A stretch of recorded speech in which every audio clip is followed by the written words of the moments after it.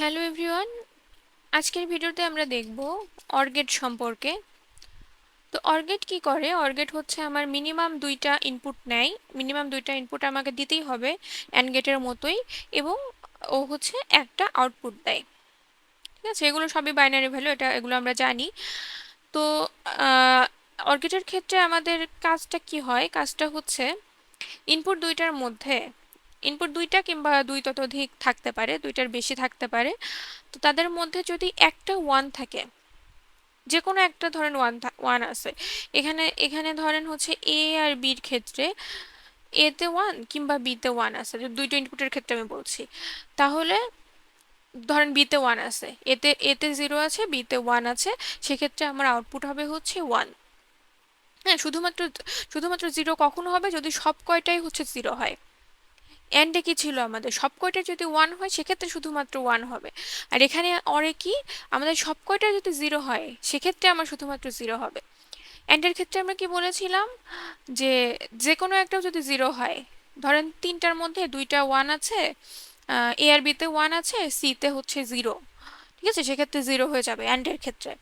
অরের ক্ষেত্রে কি হবে? অরের ক্ষেত্রে হচ্ছে আমাদের এ বি সি তিনটার মধ্যে ধরেন যে কোনো একটাতে ওয়ান আছে, এ আর বিতে জিরো আছে, সি তে ওয়ান আছে, সেক্ষেত্রে আমাদের আউটপুট ওয়ান চলে আসবে।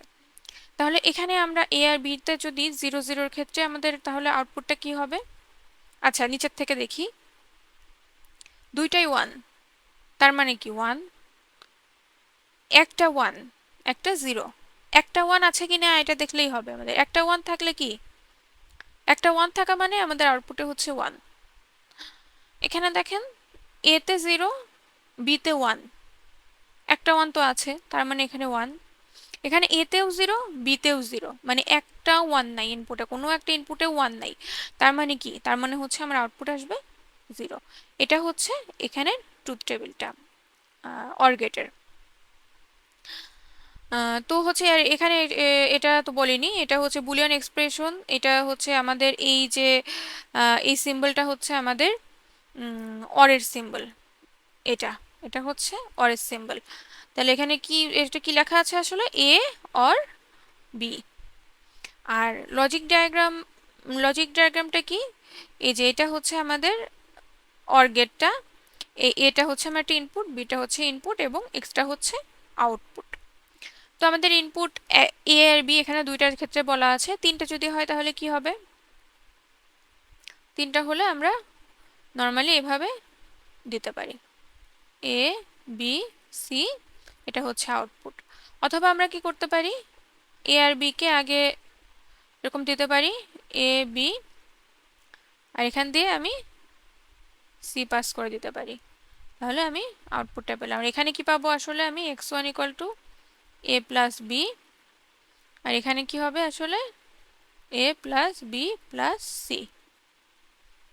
আর তিনটে ইনপুটের জন্য আমাদের আসলে মানে ইনপুট কম্বিনেশন কি হবে? ইনপুট কম্বিনেশন কয়টা হবে?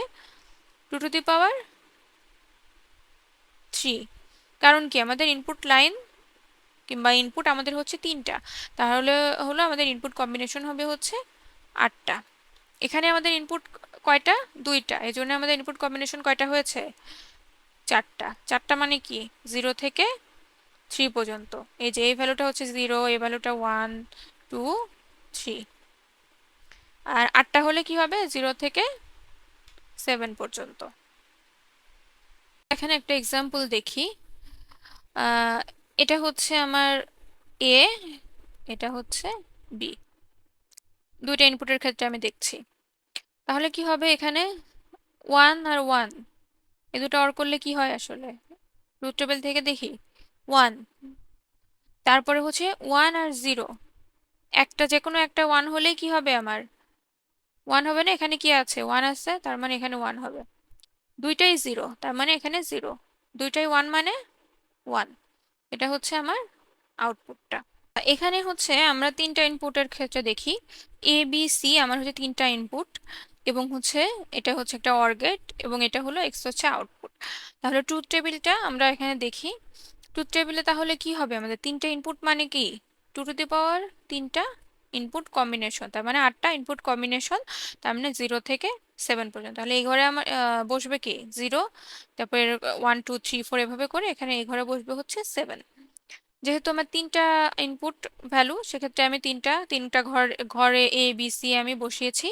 এখন হচ্ছে এটা হচ্ছে 0, তারপরে বসালাম 1, তারপরে বসালাম 2, তারপরে বসালাম 3, তারপরে বসালাম 4, তারপরে বসালাম 5, তারপরে বসালাম 6, তারপরে বসালাম 7।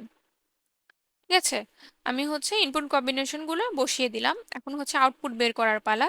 তিনটাই 0, তার মানে কি 0।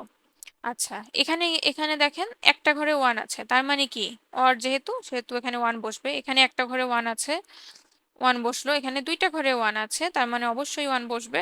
এখানে একটা ঘরে 1 আছে, 1 বসলো। এখানে দেখেন দুইটা ঘরে 1 আছে, তার মানে 1 বসলো।